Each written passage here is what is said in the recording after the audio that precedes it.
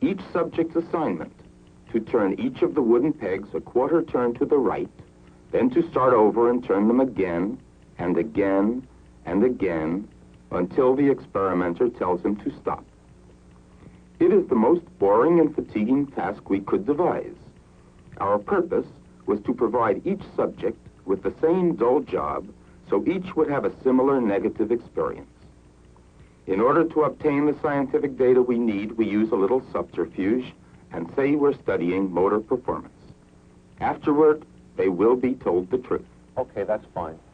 Let me tell you now what we're actually studying here. It's the effect of preparatory mental set on performance. Half of the subjects are doing the job cold, just as you did. The rest of the subjects are prepared by being told that the experiment will be very interesting and enjoyable. In fact, lots of fun. Now I have a somewhat unusual request to make of you. The next subject is waiting right outside, but the fellow who ordinarily gives the spiel isn't here. I wonder if you could possibly take his place. As a matter of fact, we figure we'll be needing someone in the future, so I'd like to offer you a $20 retainer and have you remain on call for us. Would that be all right? $20? That'd be fine. We'd like to give you $1 as a sort of a retainer and have you remain on call with us. Would that be all right with you? Yes, that'll be all right. So we'd like to offer you a retainer of $20. We divide the group. Half will get $20 to tell someone the dull task is interesting. The other half get $1 for the same job. They all agree to tell an obvious lie. Okay, thank you very much. The next subject is waiting right outside. In reality, the subject meets one of our assistants, trained to get them to publicly commit themselves to this untruth. Good. They gave us some pegs to turn, and well, I turned them for a while, and it was a lot of fun. It was sort of interesting, I guess. Really? Well, that's strange, because a friend of mine took the experiment last week. I think it was the same experiment, and he said it was pretty miserable, and that I should do everything I could to get out of it. Well, I think maybe your friend was wrong. Perhaps it was a different experiment, because this was a lot of fun. It appeared to me as if it were a puzzle. We, had to turn these knobs, and I tried to figure out what we were doing it for, but I really couldn't figure it out. Perhaps you'll have better luck. Well, what do you have to do exactly? Well, we turned pegs and knobs the same way each time, and that's about what it was, but it was very interesting.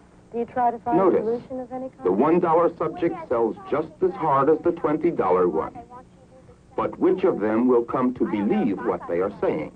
Other theories might predict that the man who is paid most would have the highest motivation for enthusing over the dull task and would be most sold on it himself. Cognitive dissonance theory leads to an exactly opposite prediction. The man who is paid $20 knows that the task is dull, but he also knows that he had sufficient justification for saying that it wasn't. How much did you learn from this experiment?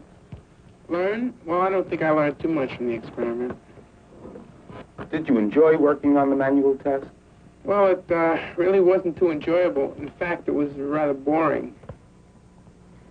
How about the man who is paid $1? He knows the task is dull, but he has two discrepant thoughts. He also knows that he did not have sufficient justification for saying that it wasn't. For him, there is dissonance. Time after time, we have seen what follows. He reduces the dissonance by changing his opinion about the dullness of the task. Tell me, how much did you learn from this experiment?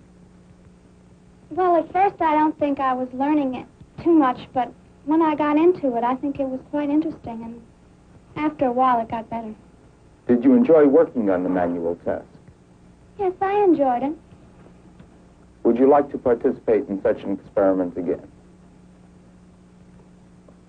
Yes, I think I would like to.